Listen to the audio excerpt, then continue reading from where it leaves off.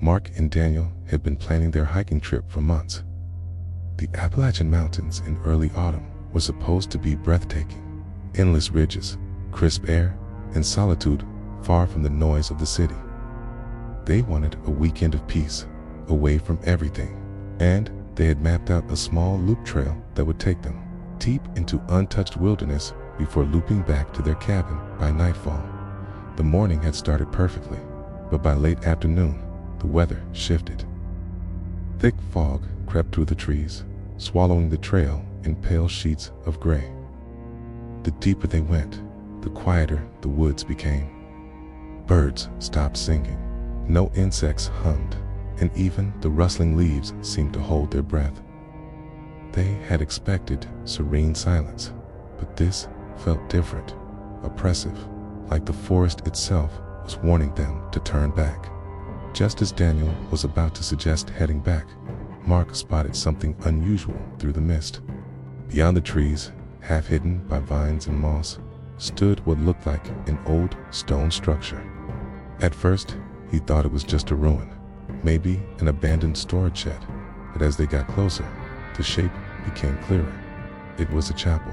Its cracked stone walls were weathered and damp, streaked with black mold from decades of neglect. Ivy coiled around its foundation, and its wooden roof sagged heavily under the weight of time. A crooked wooden sign above the entrance had long since faded, its lettering scratched away as though someone had deliberately erased its name. The most unsettling detail was the doors, massive, rotting slabs of oak, bound together by thick, rusted chains.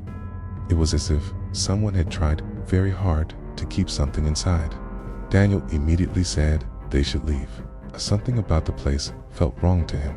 Mark stood frozen, staring at the chains. Couldn't explain why, but there was an inexplicable pull to the chapel, like something inside was aware of their presence, waiting silently behind the locked doors. As they argued about whether to leave or investigate, a sudden sound broke the silence. Faint footsteps on gravel. Both turned sharply to see a figure emerging from the fog. An elderly man, tall and gaunt, draped in a long black coat. He carried an old lantern, its weak glow barely cutting through the mist. His face was pale and deeply lined, and his eyes carried the weight of something unspoken. Without raising his voice, he warned them that the chapel was never meant to be found. His tone carried no malice, only urgency. According to him, the church wasn't abandoned. It was sealed shut deliberately, decades ago, after a series of events no one in the nearby town would speak about openly. He claimed that many years ago, a preacher had arrived in the mountains, claiming to bring salvation. But the sermons quickly twisted into something darker.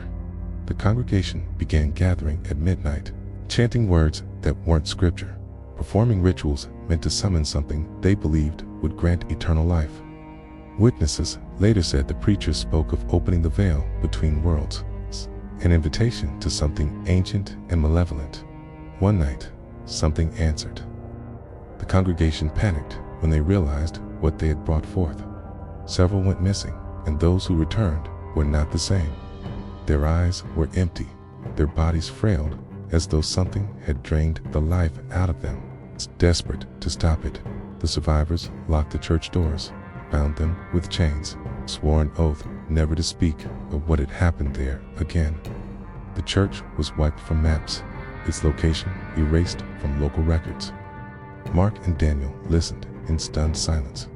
Daniel immediately decided they should leave, but Mark hesitated. He didn't believe in curses, and part of him thought the man was just trying to scare them off.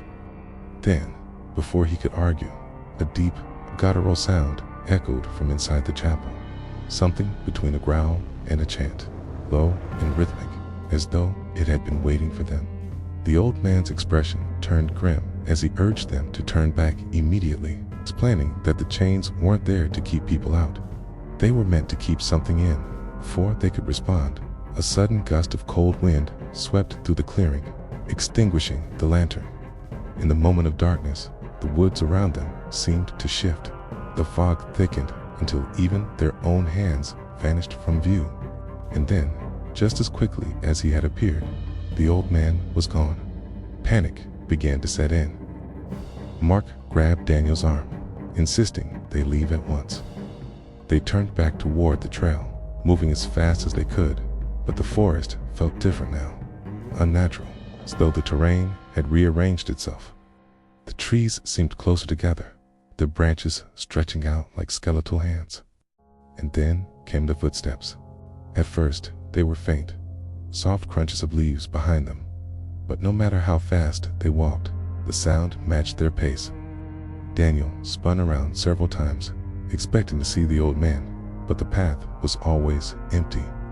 By the time they reached their campsite, night had fully fallen, and both were on edge. They lit a fire, hoping the light would give them comfort, but the silence that surrounded them felt oppressive. Sleep didn't come easily, but eventually, exhaustion overtook them. Sometime after midnight, Daniel woke to a faint sound outside the tent. Low, muffled chanting. It circled them slowly, growing louder and clearer. He shook Mark awake, and the two sat in silence, straining to listen. The chanting stopped suddenly, replaced by a single, sharp knock on the tent wall. Neither of them moved. Mark grabbed his phone, but the screen flickered violently before shutting off entirely, even though it had been fully charged. Then came the scratching, long, deliberate strokes against the tent fabric, as though something was tracing its shape from outside. When Daniel finally gathered the courage to unzip the flap, there was nothing there. No footprints, no shadows, just the endless fog clinging to the trees. The next morning, they packed up and left without speaking a word. When they tried to retrace their steps back to the chapel, they found only dense forest where the clearing should have been. The chapel was gone. Back home, Mark scoured hiking forums and historical archives, searching for any mention of a hidden church in that region of the Appalachians. He found nothing. No records, no photographs, not even rumors, as though the place had never existed. But some nights, when the world is quiet, Mark claims he can still hear faint chanting outside his window, carried on the wind from somewhere deep in the mountains. Each time, it grows louder. Time, it sounds closer, and each time, it seems to be calling his name. In a remote town, tucked deep in the Oregon woods, stood the ruins of an old Catholic church. Most of the locals avoided it, claiming the place had been cursed ever since the fire of 1953. That night, during a midnight mass, a blaze consumed the chapel and the 13 parishioners trapped inside. The bell tower collapsed as flames swallowed everything, and the sound of the final tolling supposedly echoed for miles. Since then, the church had been abandoned, fenced off, and left to rot. But locals whispered about strange occurrences that still lingered in the woods surrounding its soft chanting, carried on the wind. Fleeting shadows in the tree line, and, most disturbingly, the faint ringing of the church bells at exactly midnight. Even though the bell tower had been destroyed decades ago, most dismissed it as a ghost story. But 3 college students, Alex, Jenna, and Miguel, weren't so sure. The 3 were staying in a cabin just outside the town, taking a weekend break before their finals. On their second night, Miguel brought up the rumors he had overheard from a gas station attendant. Hikers claiming to hear bells at midnight, even seeing lights moving in the ruins when no one was supposed to be there. Alex, who always leaned toward skepticism, laughed it off. Jenna, however, was intrigued. By the time night fell, curiosity outweighed caution. They decided to hike the mile-long trail to the ruins and see for themselves if there was any truth to the stories. The path was narrow and damp, the dense forest around them unusually silent. Their flashlights struggled to cut through the heavy mist clinging to the trees. Each step closer to the site felt colder, as though the air itself grew thinner the deeper they went.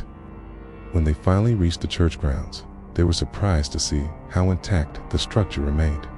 While the roof had partially collapsed, the stone walls still stood tall. Covered in black scorch marks, that stretched all the way up toward where the bell tower once rose. Weeds had overtaken the courtyard, crawling through cracks in the stone floor, and vines choked the outer walls. The main door had been removed long ago, leaving a dark opening into the nave. Inside, broken pews were scattered across the charred floor, and fragments of stained glass crunched beneath their boots. The smell of damp rot mixed with an acrid, smoky scent that clung to the air as if the fire had only burned yesterday. Jenna pointed out the far wall, where a large wooden cross remained fixed in place, its surface blackened and warped by heat. What unsettled her was that the cross was inverted, nailed upside down. Miguel brushed it off, saying someone probably flipped it as a prank years ago. But Alex noticed something stranger: faint symbols carved into the stone near the altar, the grooves deep and jagged, as though carved in desperation. It was nearing midnight when they decided to sit in silence, waiting to see if they would hear the infamous bells. Alex, still skeptical, joked under his breath about wasting their time. But then it happened. A single, sharp toll broke through the silence. The sound was deep, metallic, and impossibly clear, as though it were coming from directly above them. Their flashlights shook as they aimed them upward, but the bell tower was nothing but splintered beams and open air. Another toll followed, louder this time, and another. A sound reverberated through the walls, making the ground beneath them tremble. Miguel muttered that it wasn't possible. The bell tower had been destroyed. The bell itself melted in the fire. And yet, the ringing grew louder, faster, until the strikes came in rapid succession, like frantic warnings. Then, just as suddenly as it began, the bells stopped. The silence that followed was worse than the sound itself. The air felt heavy, charged, as though the entire forest was holding its breath. Jenna whispered that they should leave, and no one argued. But as they turned to exit, they noticed something strange. Their footprints in the ash on the floor had vanished. They had walked across the room only minutes earlier, leaving a clear trail behind them. Now, the floor looked untouched, smooth, as if they had never been there at all. Alex scanned the room uneasily when he caught sight of movement at the back of the church. Shadows rippled across the far wall, slow and deliberate, though nothing stood between their flashlights and the stone surface. It looked as if something invisible was pacing just out of sight. A sudden, sharp clang echoed from beneath them. Startled, Miguel aimed his flashlight at the floor, noticing a thin metal grate partially hidden beneath broken pews. It looked old, rusted, and sealed with heavy bolts. Without discussing it, they moved the debris aside and crouched over the grate. From below came the faintest sound, chanting. The voices were low, layered, and rhythmic, impossible to make out, but undeniably human. Jenna swore she heard several voices at once, overlapping in strange cadences that didn't sound like English or any language she recognized. Then came a scream. It was distant but sharp, muffled as though trapped beneath the floor. The three froze in place, exchanging panicked looks. Alex reached for the grate instinctively, but the metal burned his fingertips, searing hot as though it had been sitting in fire. And yet, moments later, the surface felt cold again. The chanting stopped. From somewhere deeper below, something began banging against the metal. Slow, methodical strikes that rattled the entire floor beneath them. They backed away, trying to steady their breathing, when Jenna noticed something else horrifying. The scorched cross at the altar was gone. She swore she had seen it fixed in place earlier, but now it lay shattered in pieces on the ground. That was when the bells began again. This time, the sound wasn't distant. It wasn't even coming from above. It was coming from beneath them. Each toll vibrated through the grate, sending waves of sound up through the floor and into their chests. The noise grew so intense, it drowned out their own racing heartbeats. Without another word, they bolted for the entrance. but the fog outside had grown impossibly thick, swallowing the forest beyond the courtyard. Their flashlights barely illuminated more than a few feet ahead as they stumbled through the mist. Jenna swore. She saw figures moving between the trees, pale, twisted shapes that vanished as soon as the light touched them. By the time they reached the cabin, their nerves were frayed, and none of them slept that night. They swore to leave the next morning, but when they packed up and hiked back toward the parking lot, they realized something impossible. The path they had taken the night before no longer existed. There was no trail leading to the church. In disbelief, Alex pulled out his phone to open the offline map he had downloaded before the hike. The church's location wasn't marked. In fact, the GPS showed that the three of them had been standing miles away from any recorded structure. 2 nights later, after returning home, Jenna woke at exactly 12 a.m. to the faint sound of bells tolling in the distance. She checked the time again. The ringing continued, closer this time. And when she looked at her phone's notifications the next morning, there was a single new voicemail with no caller ID. When she pressed play, her own voice whispered 3 words in a static-filled recording. 13 were never buried. Deep in the Appalachian wilderness, there were stories about a church that didn't stay in one place. Locals called it St. Mirabel's, though no one knew who had built it or when. It wasn't on any map, and there were no roads leading to it. What made it terrifying wasn't just that it existed where it shouldn't. It was that hikers swore the church was never in the same spot twice. One night, a man named Ethan Clark drove up into the mountains for a solo camping trip. He wasn't there for the church. In fact, he didn't even know the stories. He was an amateur photographer chasing long exposure shots of the night sky. But by his second evening, when his phone battery had died and his lantern ran low, he realized he had wandered far from his campsite. The fog came in fast, swallowing the tree line around him until his flashlight barely cut through 5 feet of air.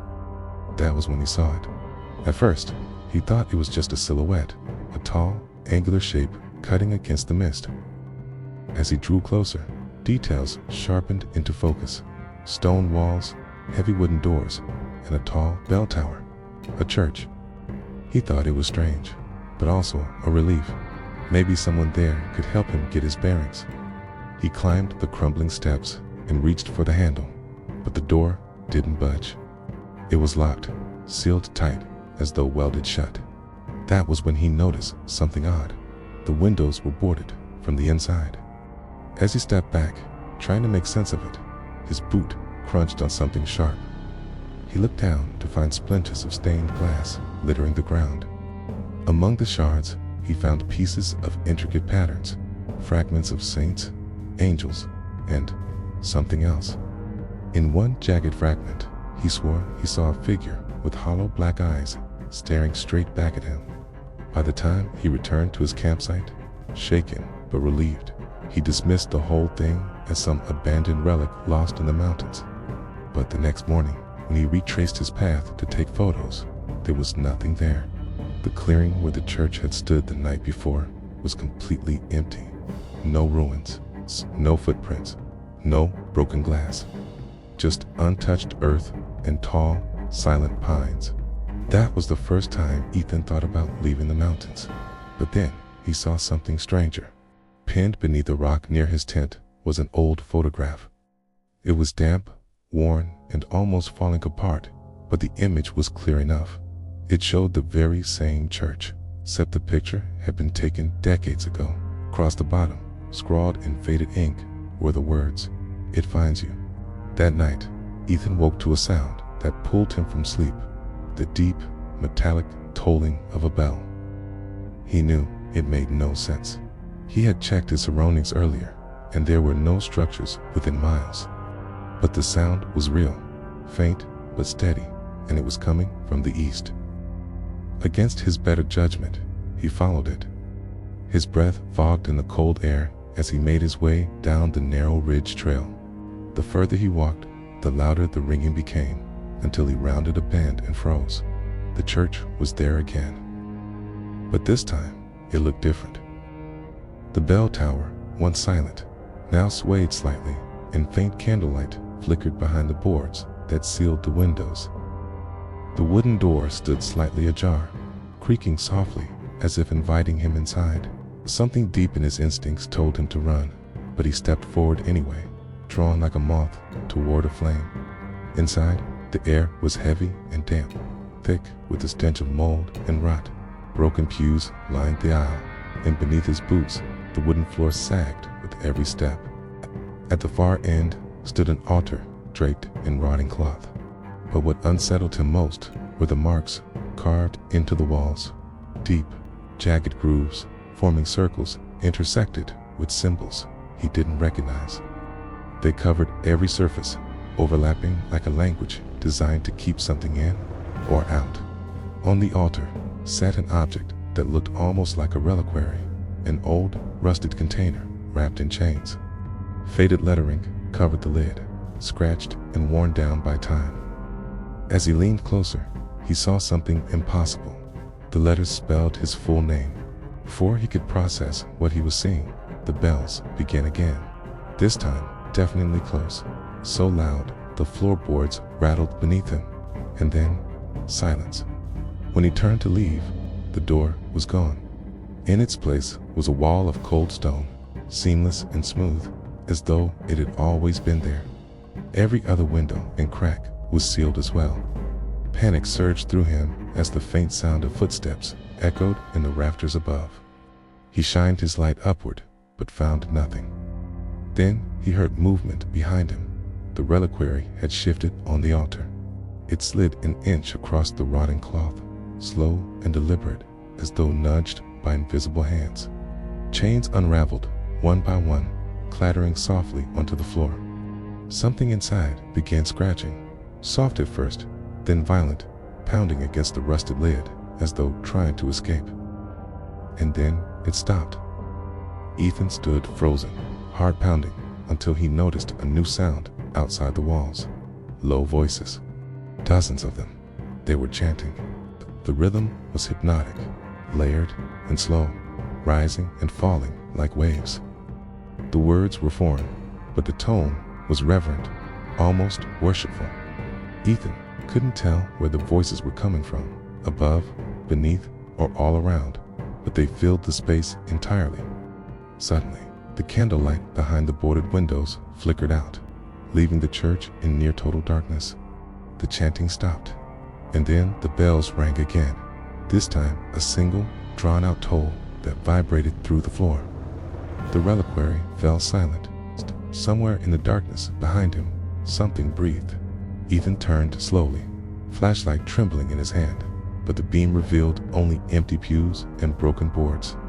Then, faintly, the whisper of footsteps began again, but now they were on the ceiling, crawling overhead, moving faster and faster until they circled the entire nave. When he turned back to the altar, the reliquary was gone. The bells rang once more, louder than before, so loud it felt like the air itself split apart. In that moment, Ethan felt the floor drop beneath him as though the entire church had shifted downward. He stumbled, falling to his knees, and suddenly the boards beneath him cracked open. What he saw below wasn't earth, it was another church. An exact replica of the one he stood in, inverted beneath the ground, stretching endlessly into darkness. Its bell tower hung downward like a stalactite, and beneath it, faint candlelight shimmered. And there, dozens of figures stood motionless, their faces hidden beneath hoods, their hands clasped in silent prayer. Every single one of them turned their heads upward at once. Ethan's flashlight flickered, and when it came back on, the figures were gone. That was when he realized the chanting hadn't stopped. It had simply moved. Now, it was inside his head. Ethan's body was discovered 3 weeks later, miles away from his last known campsite. The autopsy found no injuries, no wounds, and no signs of exposure. Yet his expression was frozen in sheer terror. The only thing found with him was a single photograph stuffed into his jacket pocket. It showed St. Mirabel's Church, but this time Ethan was standing in the doorway,